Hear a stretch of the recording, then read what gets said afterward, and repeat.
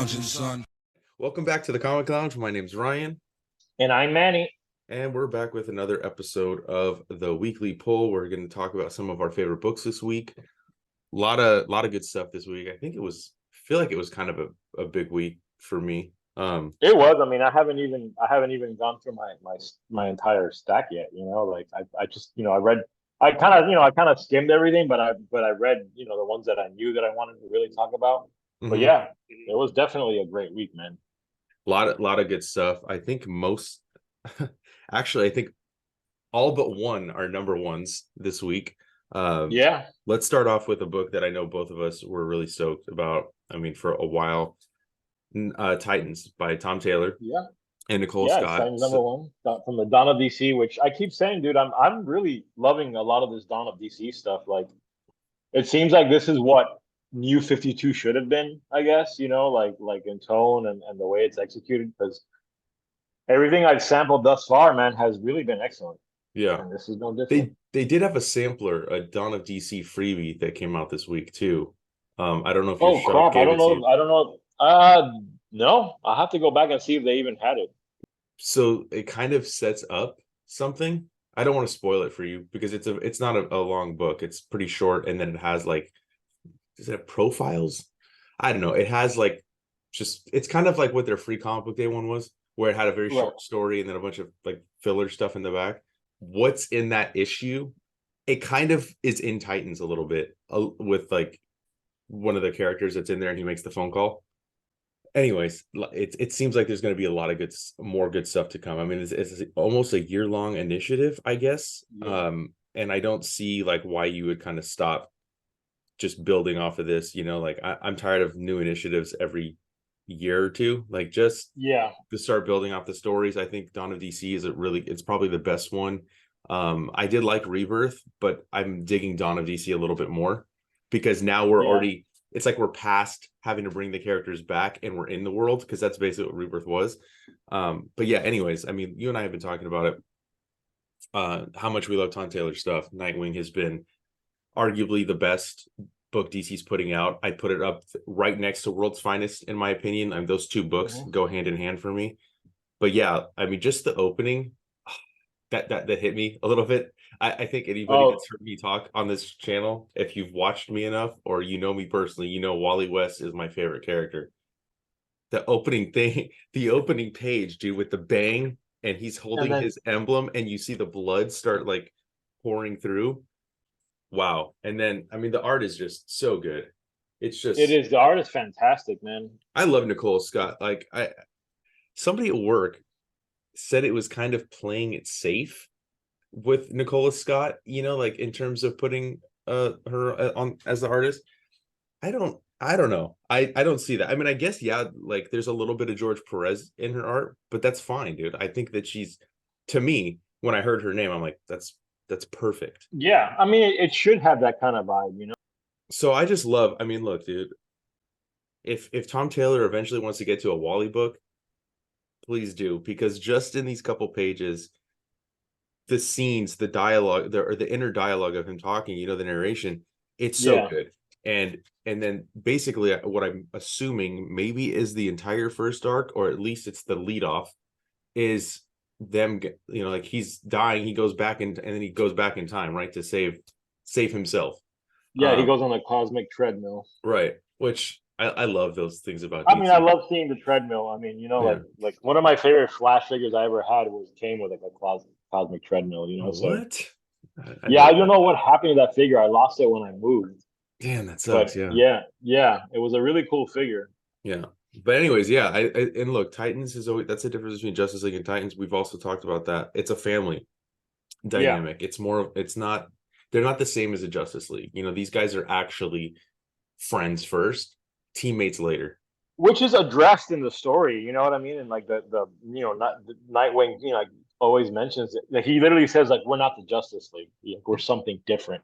The Justice League is more reactionary. That Nightwing wants to, like, be more proactive and like do good.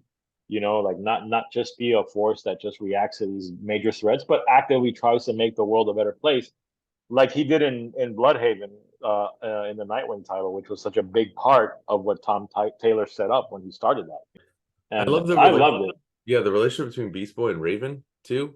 It's so sweet. It's something that's kind of new, and I haven't really seen it that much, I guess, because maybe I'm not reading the comics that's taking place in. But yeah, I really love that dynamic. He gets all their voices so good. The only one that I would say is a little bit, at least on first go round, because I said I haven't read Raven that much. She's the only one that seems a little bit different than like maybe her past incarnations, where she was very melancholy, and maybe Yeah, that has to do with her being with Beast Boy.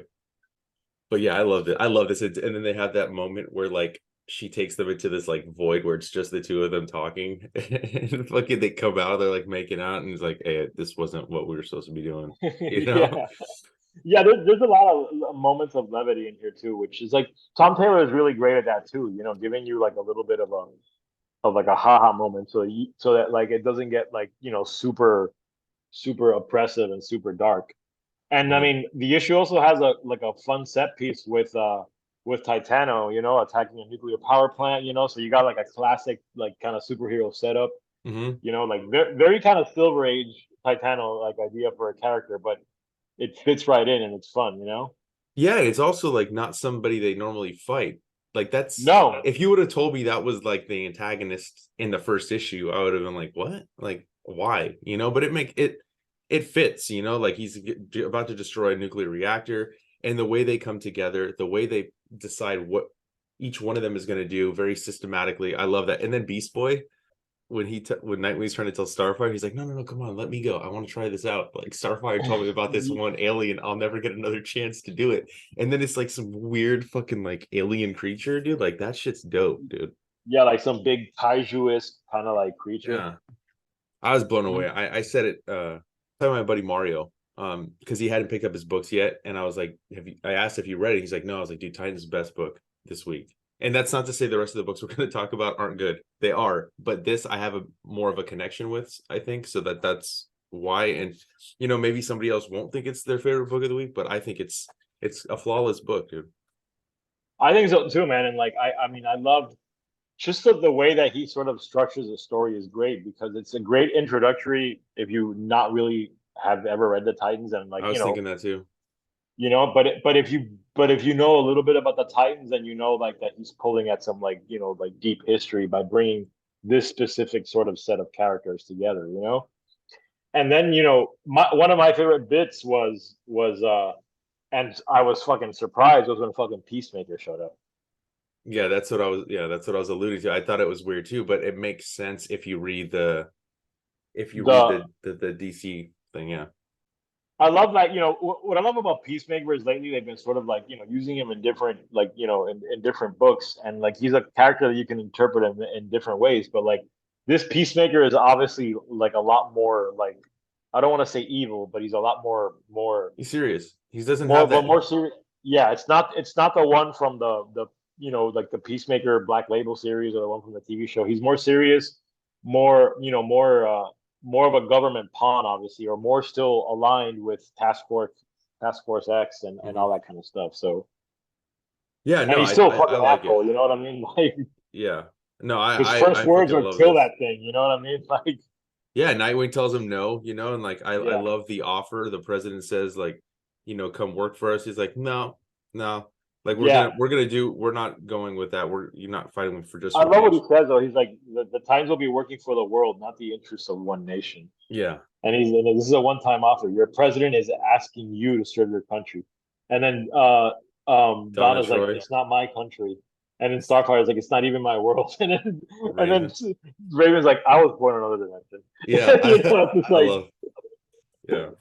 I don't want to spoil who Peacemaker's talking with or kind of like any of that. But yeah, I think it's really great. And then as you get back to Titan's Tower, something serious is about to happen. But right before, do you get a little bit more humor where they're talking about Beast Boy not washing the dishes as an octopus? yeah. He's like, because you forgot you had like gills and you fucking started suffocating. And then he's like, okay, I'll just do it in the bath. And Cyborg's like, I'm not eating from your octopus dishwater dishes or I also bathwater love the dishes. design of the new Titans Tower with like all the trees and Trees. stuff. Yeah. Yeah, it's really cool looking. And then obviously, we end where we started. Wally came back in time, and he's dead. He's not Yeah. alive. So what And then on the computer screen, I didn't notice that the first time. I just noticed it now, like the solve it? solve it, solve it, solve it. Yeah. Yeah. You know what I didn't notice? Next Brother Blood.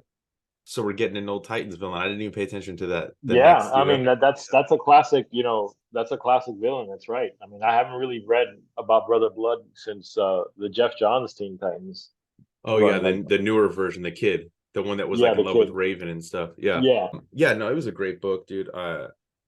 yeah. I mean, it's an immediate add to the pull list. Like Yeah. at this And point, anything Tom Taylor writes, I'm going to yeah, check out. it's an instant buy for me too. And Yeah, what I did find interesting that we kind of glossed over was the fact that Tempest declined yeah. You're membership right. Yeah, into I the wonder if Titans. that's just a something that's gonna a thread that he's gonna pick on, or is this just like he didn't want to use a character and he knew people would ask where the I fuck is Tempest? Well, I feel like there has Yeah, to be a reason, and he even says he's working with somebody else, yeah, you're right. so Yeah, is there plans for another Aquaman book?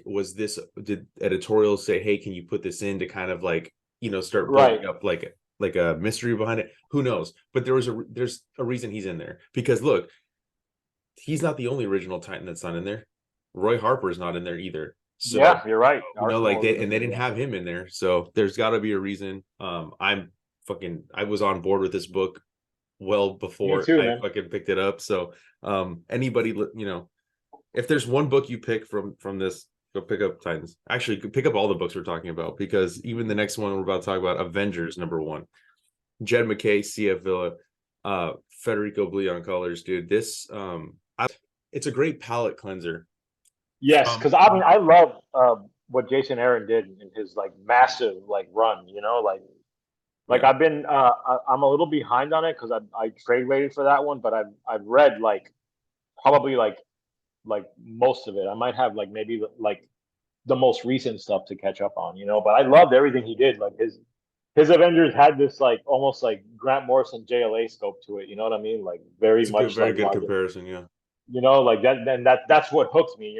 When I started checking his run out, I was like, oh shit, he's going for that approach. Like they're like a pantheon of gods.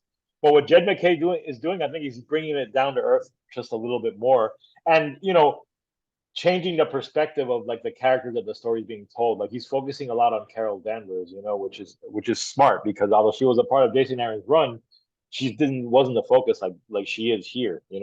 She's Hmm. the chairman of the Avengers now. She's basically the leader. Yeah, no, I love it, and I love the way the team comes together. They're fighting Titanus.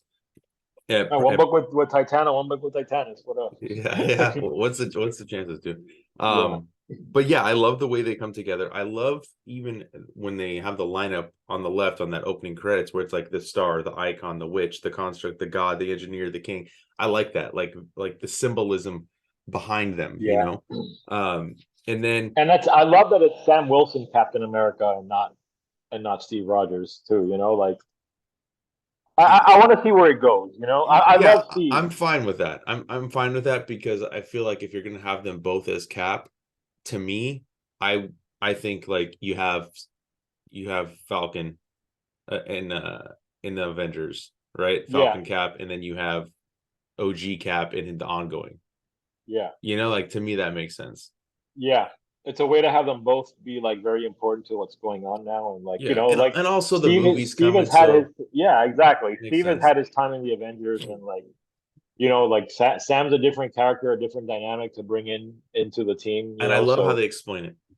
yeah, I love how they explain it in the book, but I love how like it's we're starting a week before their the time battle. structure was great. Like it keeps flashing back to like how because it starts in medias res. You know what I mean with them fighting Titanus, and then like all of a sudden it's just like 1 week ago, four 4 days ago. So it's like it's getting closer to where we're at, but also like it's like the bringing the band back together kind of feel, which I really liked. Yeah, and shout out to Jed McKay, dude, because he's been killing it, dude. He's been doing a lot of, I mean, doing Moon Knight, Doctor Doctor Strange. Strange. He did like that Black Cat book that was like everybody loved, and I really feel like that's kind of what propelled him to getting more and more projects. Um, Yeah, so when he was announced for Avengers, like he wasn't the name I thought they'd put on. To be honest, I didn't even know who they were going to put on when Jason Aaron left. I really couldn't If you would have Yeah, I asked mean, me, because that's a big person to follow and a big run to follow. So like, I mean, it couldn't just be anybody, but I guess he's sort of like the like the dark horse in the race. You know what I mean? Like the one that you didn't really see coming, but like it does make sense when you think of this trajectory in Marvel lately. yeah, and he's, he, when I interviewed him a little, like I think it was like right after Doctor Strange 1 came out, he was talking about like how he had this idea for an Avengers team, but with all like CD list characters. But he's like, they're not gonna let me do that, but Yeah. like I like that I especially like that Scarlet Witch and Vision are back. Like that to me is my favorite Yes. part, is that it I definitely love has some seeing more. Vision. He's one Same. of my favorites. Yeah. And Scarlet Witch obviously has been getting a lot of shine, her and Vision, because of WandaVision, obviously. And then the Scarlet Witch book that Marvel's been putting out, phenomenal. But I like this. I like the way the team comes together. Carol's recruiting, right? I love how like they're looking at this like fucking tablet, and she got chosen to be the new chairperson. But it seems like, are the characters even a part of the team yet? Who voted for her? You know what I mean? Like it doesn't really say, but saying that Tony's her first choice, and she mentions, like it doesn't work when we're not cops. The world gets us into civil war, so it's kind of like a little joke because they were at Yeah. odds in Civil War too, right? And to say that Tony's her first choice, I think is awesome. And like even a call out to him being her sponsor because she's a recovering alcoholic. Alcoholic also. Yeah. And so I love that part of it. I love Tony Stark. Iron Man's like one of my favorite characters. So and I think he just, again, like kind of what I said with Titans with Tom Taylor, Jed McKay gets these voices of these characters really well. Even his take on Black Panther, which to me is a little bit different. It Yeah. felt like a little bit of a different voice. I liked it, you know? Yeah. And his Thor too, like just not just the way he's drawn, but like the way he talks is very regal.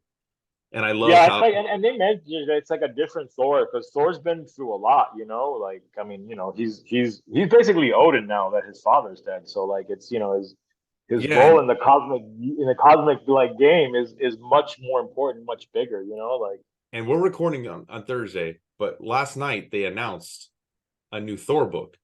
Al Ewing, the immortal Thor, is what they're doing, and this oh man, I one's, missed that news.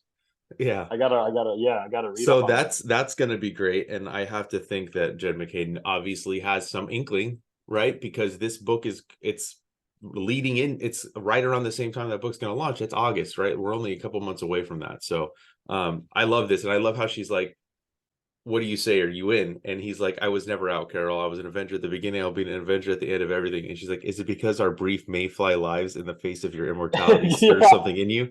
And he just pauses. Yes. And she's like, I knew yeah. it. I I like Carol and Thor's dynamic too. I always have, Yeah.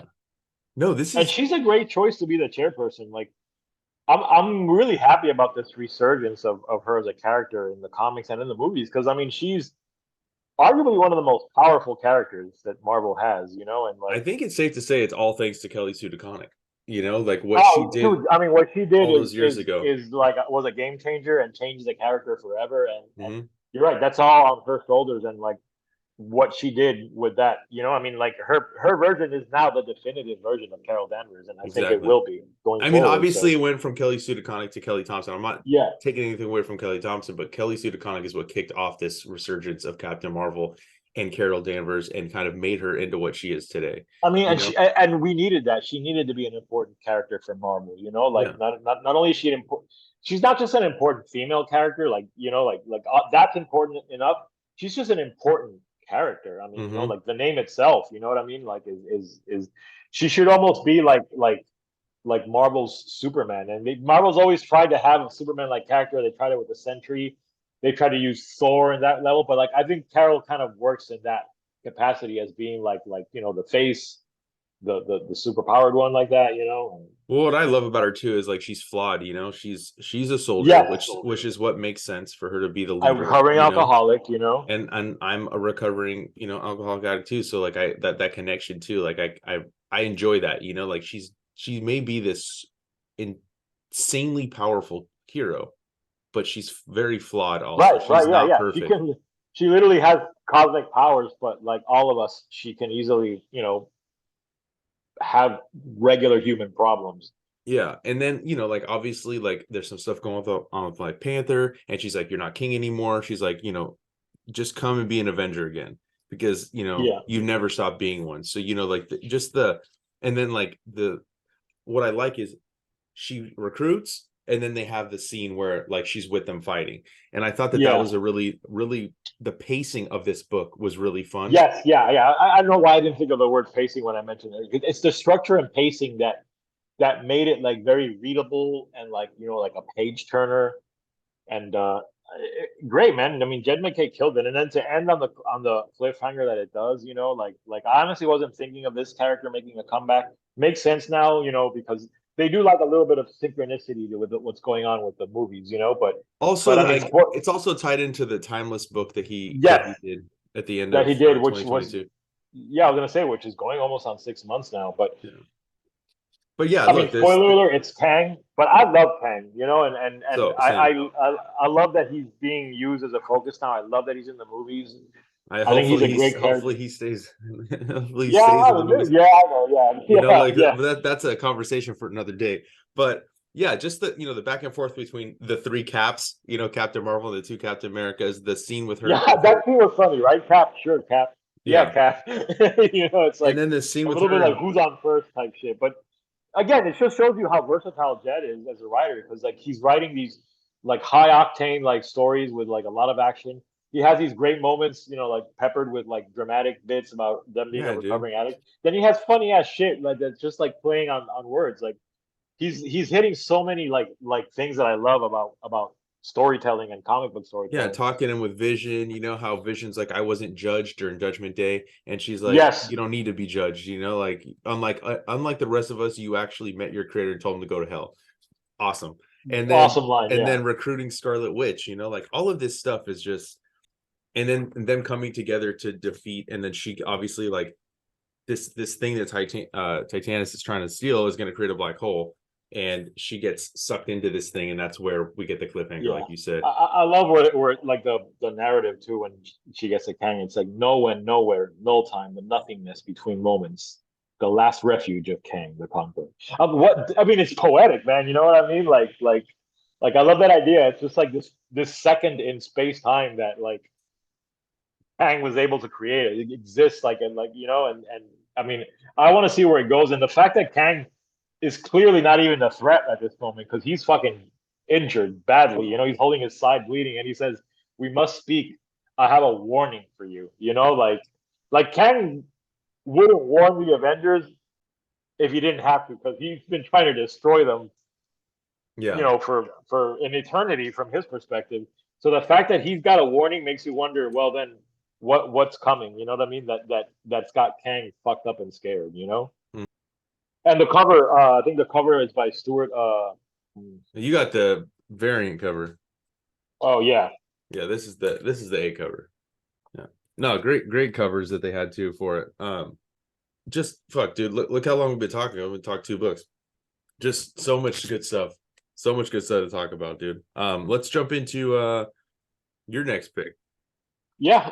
My next pick is it's a Star Trek comic. I'm a big Trekkie, but the Trek comics have kind of been a blind spot for me. I mean, I used to read them as a kid when DC had like the Next Generation and I all that, remember that. Yeah. but ever since IDW got the license, for some reason I just didn't jump into them because honestly, Star Trek always suffered a little bit in comics. Like there was something that the comics seemed a little boring. I I think they were agree. trying to mimic. They tried to mimic what was on the show, and that just didn't work in a paper, written, like format. When I saw the cover for this, Star Trek: The Motion Picture Echoes. I have a soft spot for Star Trek: The Motion Picture. It's much maligned by Trek fans as being like the most boring, but it was important. It's what brought Star Trek into the cinema, and what a lot of people's first encounter with Star Trek probably was, and had a lot to do with bringing the property back into the public consciousness. So, and like I said, I visually and stylistically, I love the feel of Star Trek: The Motion Picture. So when I saw there was a comic based on it, I just grabbed it blindly. I really had no idea what the story was about. I didn't even notice that it's written by Mark Guggenheim, who's a very well known comic writer, like the Yeah. guy that spearheaded the Arrowverse on TV. Great writer, like he's been in the industry for years. Didn't even know he was a Trekkie. So I read it and I loved it, man. It deals with parallel reality, something that Star Trek has dealt with before. But it's cool because it's not the mirror universe, which is everyone's default, like alternate timeline for Star Trek. Everyone always goes to the mirror universe. It's like I love it, but it's overused. So he's introducing some new parallel universe here, and the setup is, you got the crew of the Enterprise. They come across this ship that looks more like a ship out of Star Wars than it does Star Trek. It looks more like a jet fighter in space. It Mm-hmm. very much looks like an X-wing. They run to the ship. They can't even track it. They don't know what's going on. They pull it on board. The occupant escapes, starts kicking ass, fighting. Whenever they capture the occupant, they remove her helmet, and it's Uhura. Not their Uhura, but Like a a variant. Uhura. Yeah, A a variant, variant. right? I'm just gonna call And variants. then That's the easiest way yeah, for you to call it a parallel person. Yeah. and then she's talking about how like there's this general named Arcus who she's chasing, and she's a general, very important too that the names they're using are more materialistic. So like Guggenheim is dropping hints as to what kind of a world this variant of Uhura is coming from, and it's going to be a much more war torn like universe. She talks about how there's been a civil war going on for like generations, from the moment she was born. So, and it seems like their technology in that world is a little behind too, because like the ships that she has doesn't have shields. There's all this really cool stuff that's being set up, and I love it. His he perfectly captures the personalities of the crew. You have Kirk, ever defiant of Starfleet and trying to do his own thing no matter what. Because you got a scene with him and an admiral, and Kirk's always been like, "Fuck you, I'm gonna do what needs to be done." That's what makes him Captain Kirk. You have Dr. McCoy and like his fear of space and like his on and off like, do I want to stay in Starfleet? Not like there's all these moments that Trek fans are gonna love, and there's a lot of action, not boring at all. And this is something that probably the TV show wouldn't do, which is what the Star Trek comics should attempt, is to give you the property in a different light. So they nailed it. And from what I understand, IDW is putting a lot of attention into their Star Trek titles. They're going to have a big crossover. You told me that. So Yeah. I'm on board, dude. I mean, you've been wanting to get into Trek comics like I have. Now's the time. So I'm going to dive in. I'm going to start picking up the rest of them, pick up some of the trades to catch up, because, I mean, Trek is on a renaissance right now across all media. You got the animated shows that are doing great, the live action shows, like now's the time to jump back into Trek. And I think now's the time to jump into the comics. So I'm definitely on board for more of this issue of this series, and I'm gonna check out the rest. But definitely, if you're a Trek fan or just want to explore Trek, grab this. You're gonna like it. Oleg Chudakoff too is the artist on the book. I wanted to shout out. I'll be honest. Like if you don't know if you're listening or watching, you don't know already by now. I started at IDW recently for a long time, and I was completely honest with the editorial. I'm like, I never liked Star Trek comics ever. Yeah, But like I'm there, so I'm like catching up and stuff. Yeah, like I told you, Amia, like, man, these are good. And you know what the thing yeah, is like they're getting really good talent for the yes, books. Look, if you don't like Star Trek, you can't write the fucking Star Trek comic. I'm sorry. right. There's No, there's no, just no. no way. There's no way Yeah, you're yeah. gonna write a You Star gotta Trek get comic. Trek fans to write it, because like it's such a Star Trek is a very unique property like that, where it's like it's so dense with mythology. It doesn't really have like I don't know. I'm at a loss for words, but it's never had the appeal that something like Star Wars has, No. or fantasy has, where it's like a lot more widespread. Like it's very niche. Yeah. And I think IDW is finally realizing, all right, then we need to go after creators that are fans to give the fans what they want. Like I think what happened with Star Trek is for a long time the property was just, oh well, it's a Trek comic. The Trekkies are gonna buy it. Doesn't matter if it's good or bad. And there's probably Trekkies that are like gonna be like that. That But is your the goal, yeah, thing.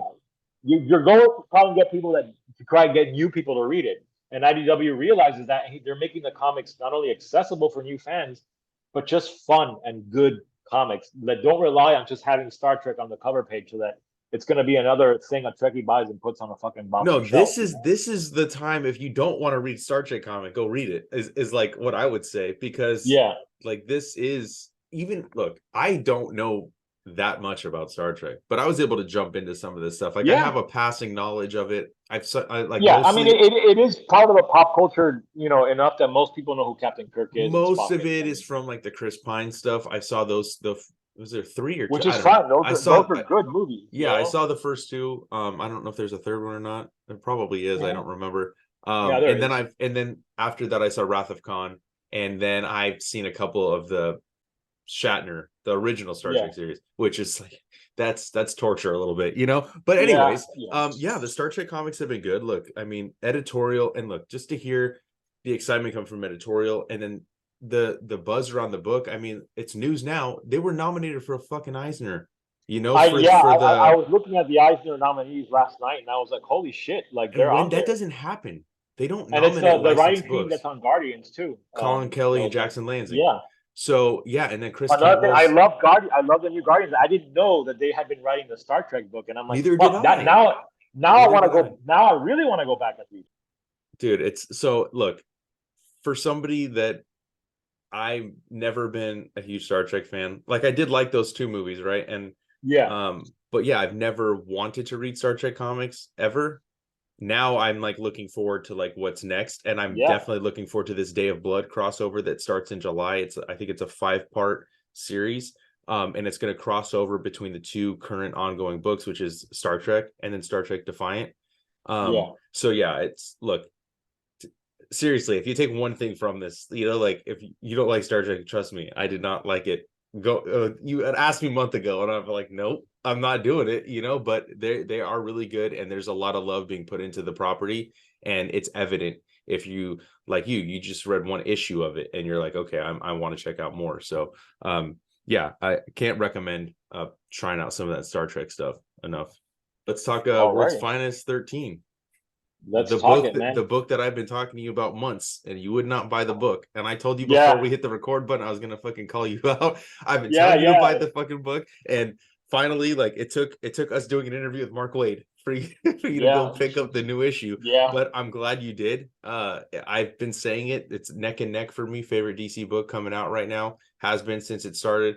We're on the third Love the arc issue, man. I mean, it's yeah, it's. I picked it up the third issue of the third on a arc. third arc. You know, it's issue number 15, so it's Oh, been going on. 15. Why did I say I Yeah, keep saying 13, dude.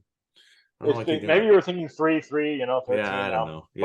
But dude, I was able to jump right in, and this is what I told Mark when we interviewed him. It's like it's great that he's able to do like these arcs, and you can jump in the middle of one, and you know, obviously, you know, it's Superman and Batman, so most comic fans are going to have the knowledge of those two characters. But he's still able to give you enough information that you enjoy the book, and I really did. You know, I mean, it still hit all the beats that I think I would have felt if I had read it. Like, great, so many great moments, and like I think I told you this when we talked about it before was it feels like that to me. Like my favorite period for DC when I was reading DC at the most was that late 90s, early 2000s, like you know, like the Jeff Johns period, like when JSA, you know, like DC was at an all-time high. Greg And Rucka I was there. feel Ed Brubaker was there. There was a lot of yeah, good talent there. Grant Morrison. yeah, and this feels like a book from that era. And the fact that it is a book that isn't tied to the current continuity, like it exists in this like sort of like in the past a little bit, but like you know, like it's they keep it a little vague so that it gives Mark the freedom to do these stories. I think it's great, man. I loved it. I think DC should always have a World's Finest like this. You know, it's a great title.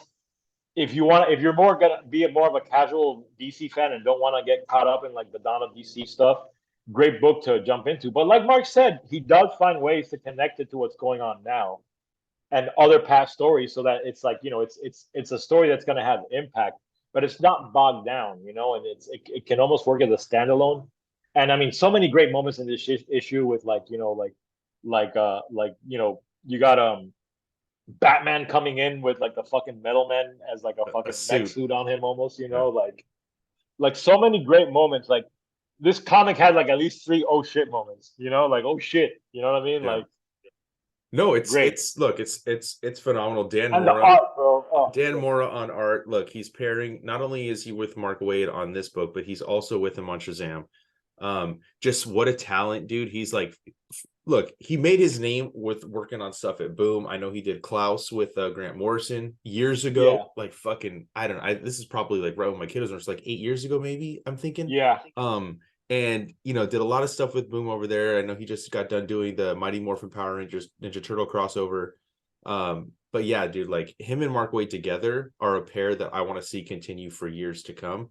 This World's Finest book like has done so well that they're spinning it out and doing a World's Yeah, I mean, Finest Teen Titans. Like that just goes to show you how well received this book is. Not only do we like it, not only do like Mark Waid fans like it or Batman or DC, like obviously it's doing well. And it is such a nice little corner of the DC universe because you're not tied down with all the current like story arcs or the overall initiative that's going on in DC Comics. You're able to just enjoy a book set in the past, but like also like you said, like there are connections. Like Neza, like from the first arc was in the Lazarus Planet stuff, right? yeah. And then he connected the second arc to Kingdom Come, like, and then this arc I'm sure is going to have other connections and so on and so forth. And I just, you can hear the excitement in Wade's voice when he's talking about the book. Like Mark Waid never should have not been writing a DC book. He's Yeah. he's somebody that should always be associated with DC. Like you have Claremont with Marvel, And I was something Superman related except because the guy I loves don't want Superman, to you throw know? shade at anybody, but Mark Waid to me is a better writer than Chris Claremont. Like Mark Waid should always be doing something.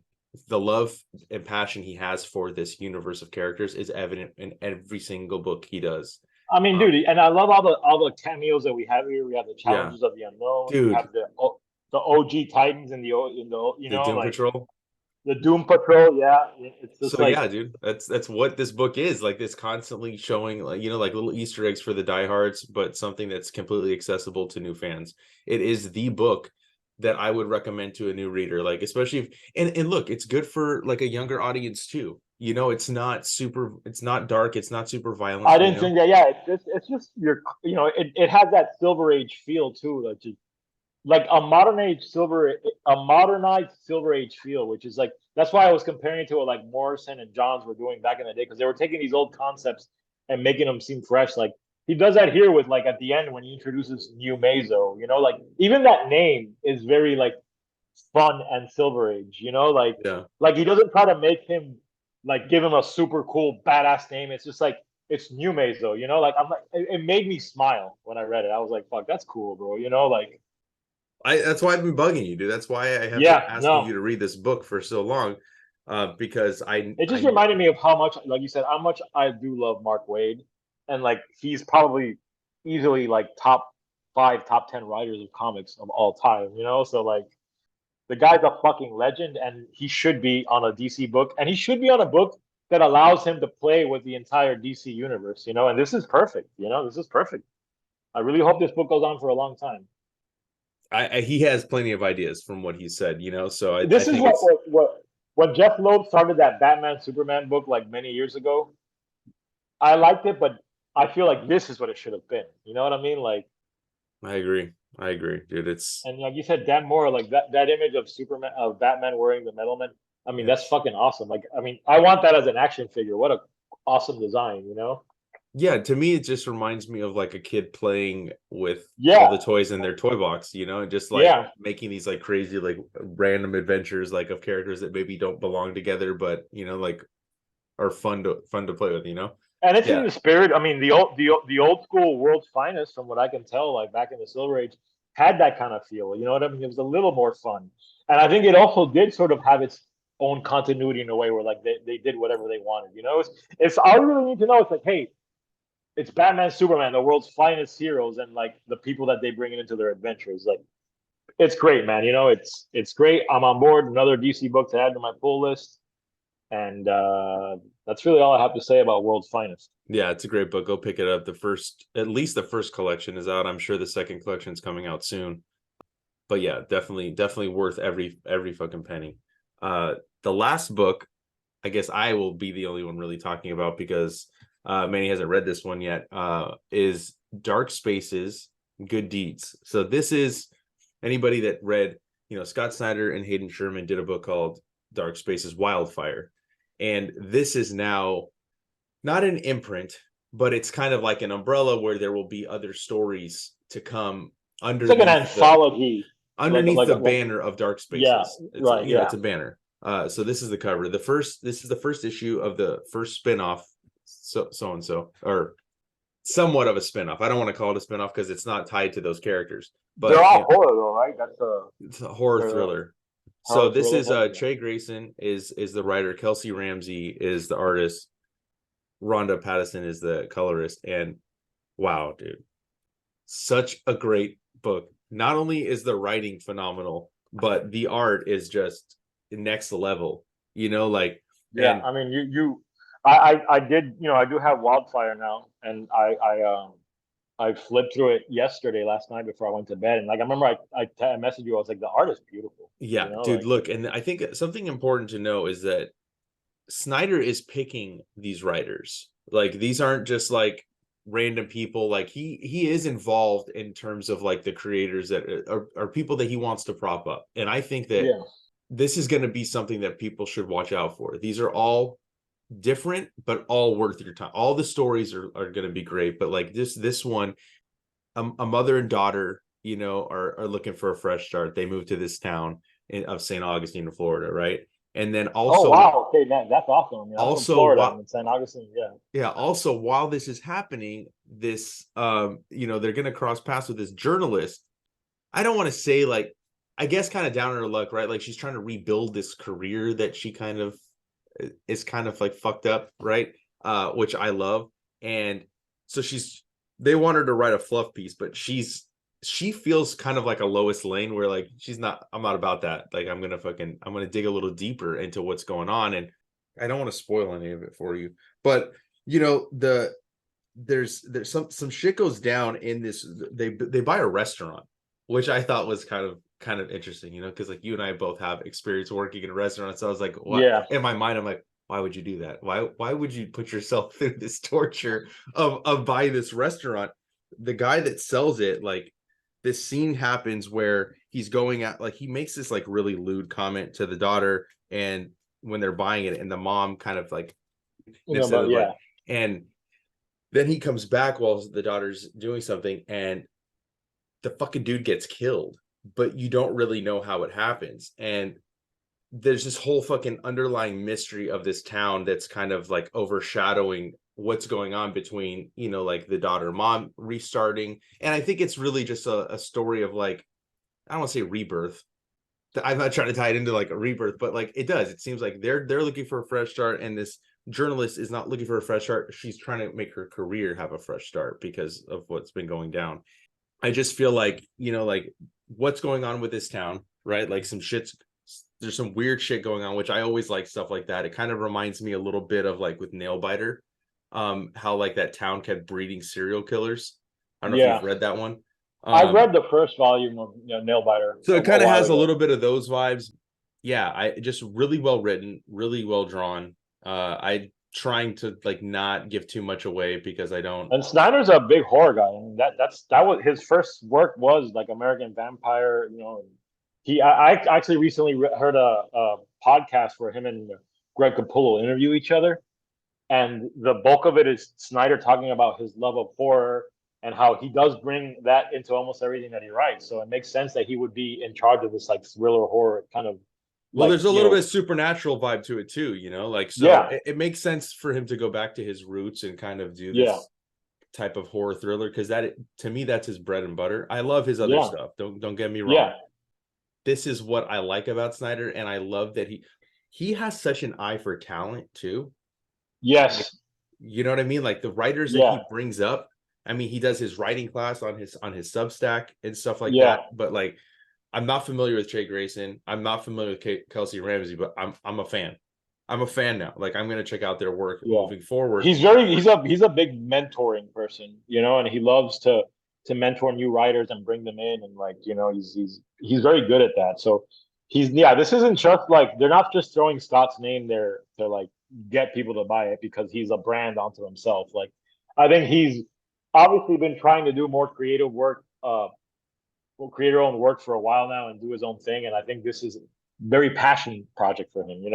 Yeah, but again, look, I don't want to look. It says Scott Snyder presents, and sometimes you see that on a cover, and you're like, Yeah. Okay. is Yeah. he just Exactly. Like it's just a name. Yeah. is he He just just. putting his name on this? But like, no, he does. He's endorsing these books Yeah, because he believes in the talent. You know what I mean? And yeah. like he's helping to bring some of these writers, like Think about Jeremy. it like when Alfred Hitchcock had like Alfred Hitchcock Presents the Show, which is like, yeah, he didn't direct every episode, but he Right. was involved, and he was involved in the storytelling and picked the people that made the episodes. Like It's so worth your money. I can't even speak highly enough about it. Like this book is, and Wildfire, well worth your money. And it's definitely, if you're definitely into like those kind of like Vertigo books, definitely has like Vertigo vibes.